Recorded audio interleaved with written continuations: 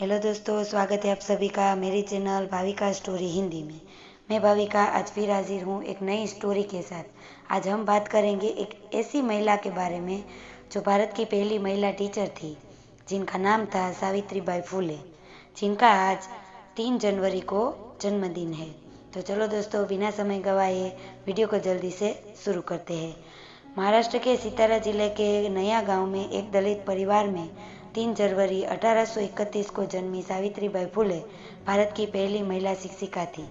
इनके पिता का नाम खंडोजी नेवसे और माता का नाम लक्ष्मी था। सावित्रीबाई फुले शिक्षक होने के साथ भारत के नारी मुक्ति आंदोलन की पहली नेता, समाज सुधारक और मराठी कवयित्री भी थी। इन्हें बालिकाओं को शिक्षित करने के लिए समाज का कड़ा विरोध झेलना पड़ा था। कई बार तो ऐसा भी हुआ जब इन्हें समाज के ठेकेदारों से पत्थर भी खाने पड़े। आज़ादी के पहले तक भारत में महिलाओं की गिनती 2ym दर्जे में होती थी। आज की तरह उन्हें शिक्षा का अधिकार नहीं था। वहीं अगर बात 18वीं सदी की करें तो उस समय महिलाओं का स्कूल जाना भी पाप समझा जाता था। ऐसे समय में सावित्रीबाई फुले ने जो कर दिखाया वह कोई साधारण उपलब्धि नहीं है।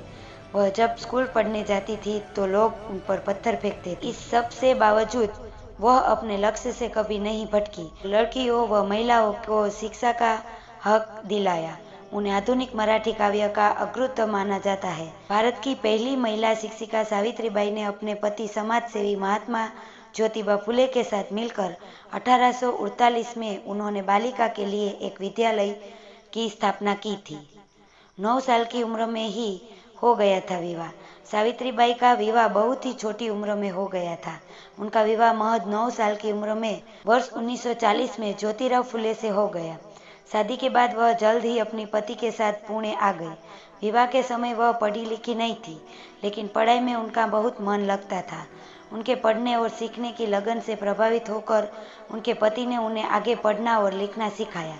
सावित्रीबाई ने अहमदनगर और पुणे में शिक्षक बनने का प्रशिक्षण लिया और एक योग्य शिक्षिका बनी।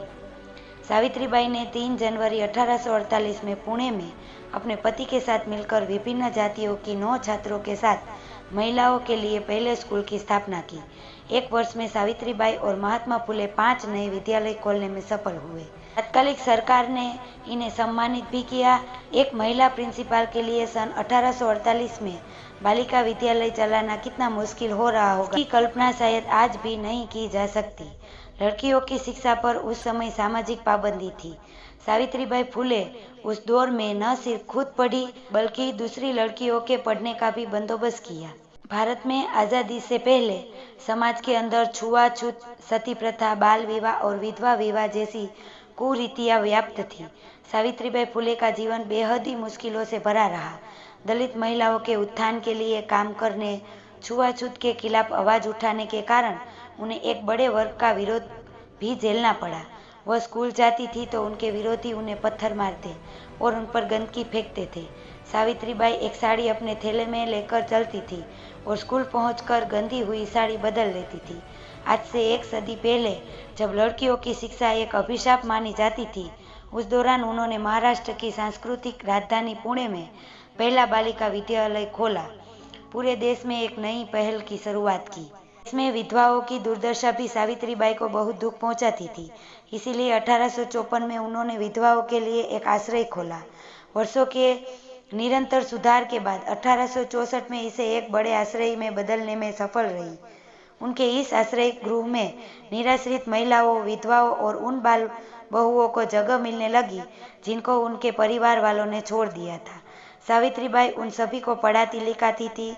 उन्होंने इस संस्था में आश्रित एक विधवा के बेटे यशवंतराव को भी गोद लिया था। उस समय आम गांवों में कुएं पर पानी लेने के लिए दलितों और नीच जाति के लोगों का जाना वर्जित था। यह बात उन्हें और उनके पति को बहुत परेशान करती थी। इसीलिए उन्होंने अपने पति के साथ मिलकर एक कुआं खोदा ताकि वह लोग भी आसानी से पानी ले सके। उनके इस कदम का उस समय खूब विरोध भी हुआ। सावित्रीबाई के पति ज्योतिराव का निधन 1890 में हो गया। उस समय उन्होंने सभी सामाजिक मापदंडों को पीछे छोड़ते हुए उन्होंने अपने पति का अंतिम संस्कार किया और उनकी चिता को अग्नि भी दी। इसके करीब 7 साल बाद जब 1897 में पूरे महाराष्ट्र में प्लेग की बीमारी फैला तो वे प्रभावित क्षेत्रों में लोगों की मदद करने निकल पड़ी। इस दौरान वे खुद भी प्लेग की शिकार हो गई और 10 मार्च 1897 को उन्होंने अंतिम सांस ली। तो दोस्तों, ये थी भारत की पहली महिला शिक्षक सावित्रीबाई फुले की कहानी। अगर आपको ये वीडियो अच्छी लगी हो तो मेरी वीडियो को लाइक, शेयर और कमेंट कर देना। और अगर आपको ऐसी जानकारी, ऐसी स्टोरी और सुननी है तो मेरी चैनल को सब्सक्राइब कर देना। मिलते हैं नेक्स्ट वीडियो में।